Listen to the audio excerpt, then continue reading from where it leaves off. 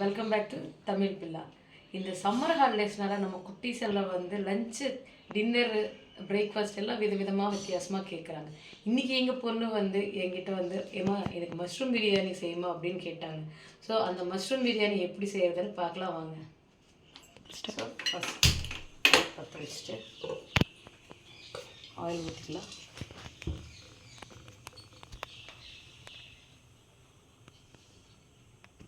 கோ oil heat பண்ணிட்டுக்கப்புறம் key, இது எங்கள் homemade கீங்க. அந்த கீ யூஸ் பண்ணிகிட்ருக்கேன். பிரியாணிக்கு எக்ஸ்ட்ரா ஃப்ளேவர் கிடைக்கும். ஆயில் ஹீட் ஆனது ஹோல் கரம் மசாலா இது போட்டுக்கலாம். அண்ட் இது எங்கள் வீட்டு செடியோடது பிரியாணி ஆக் லீஃபு. அதுக்கப்புறம் புதினா இலை போட்டுக்கலாம்.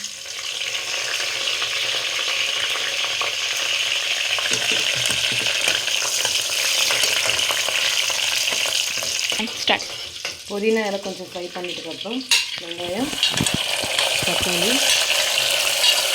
இதெல்லாம் ஆட் பண்ணிக்கலாம்.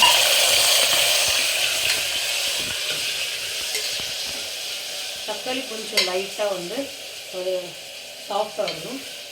அதுக்கு முன்னாடி நான் மஷ்ரூம் எல்லாம் கட் பண்ணிவிட்டு இதில் மஞ்சத்தூள், உப்பு, மிளகாப்பொடி, அதுக்கப்புறம் தயிர், அதுக்கப்புறம் கொஞ்சமாக தனியா பொடி இதெல்லாம் மிக்ஸ் பண்ணிவிட்டு இப்படியே ஊற வச்சுட்டு ஒரு 5 மினிட்ஸ் இருந்தால் அந்த மஷ்ரூம்க்கெல்லாம் அந்த மசாலா ஸ்மெல் எல்லாம் வந்துடும். ஸோ அது நல்லாயிருக்கும். நம்ம சாப்பிடும்போது ஒரு பைட் சாப்பிடும்போது அது நல்லாயிருக்கும். ஸோ இதை ரெடி பண்ணி பக்கத்தில் வச்சுருக்கேன். நான்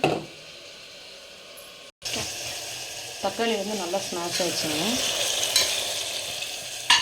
இதில் நம்ம 1 டேபிள் ஸ்பூன் இஞ்சி பூண்டு பேஸ்ட் போட்டுக்கலாம்.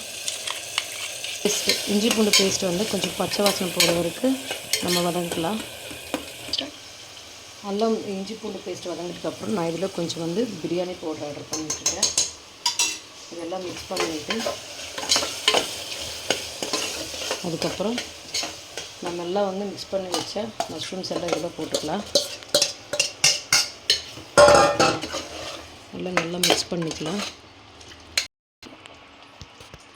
இப்போ இதில் நம்ம எந்த கிளாஸில் ரைஸ் எடுக்கிறோமோ அந்த கிளாஸ்க்கு 1.5 கிளாஸ் வாட்டரை நம்ம போட்டுக்கலாம். இப்போ இதில் நான் ஆல்ரெடி மஷ்ரூமில் உப்பு போட்டேன். இப்போ இதில் தண்ணியில் கொஞ்சம் உப்பு போட்டு அட்ஜஸ்ட் பண்ணிக்கோங்க. பார்த்து அட்ஜஸ்ட் பண்ணிக்கோங்க. இது பிரியாணி ரைஸ் அப்படின்பாங்க இங்கே. ஆனால் நல்லாயிருக்கும். இந்த ரைஸ் தான் பிரியாணிக்கு எக்ஸ்ட்ரா டேஸ்ட் கொடுக்கும். ஜீரக சாம்பார் அப்படின்பாங்க இந்த ரைஸு. இது ட்ரை பண்ணுங்கள். இந்த ரைஸ் வச்சு ட்ரை பண்ணுங்கள். பிரியாணி இன்னும் நல்லா டேஸ்ட்டாக வரும். நல்லா பாயில் வந்துருச்சுங்க. தண்ணியெல்லாம் நல்லா பாயில் வந்துருச்சு. இப்போ இந்த ரைஸ் இதில் போட்டுக்கலாம். இதில் போட்டு ஒரு 2 விசில்ஸ் வந்தால் நமக்கு மஷ்ரூம் பிரியாணி ரெடி ஆகிடும். பேச்சுலர்ஸ்க்கு நல்லா யூஸ் ஆகும். லஞ்ச் பாக்ஸஸ்க்கு, ஆஃபீஸுக்கு போகிறவங்களுக்கு இதெல்லாமே நல்லா யூஸ் ஆகும் அவங்களுக்கு.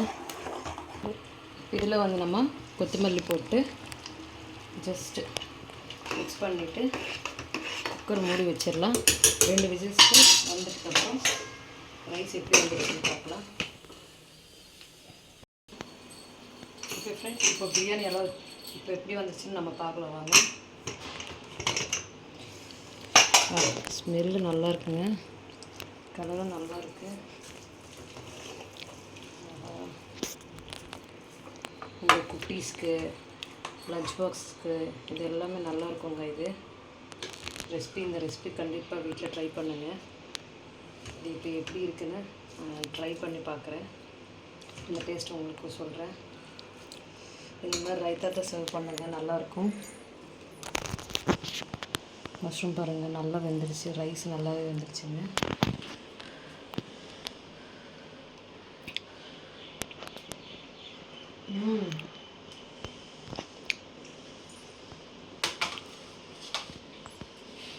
சூப்பராக இருக்குங்க.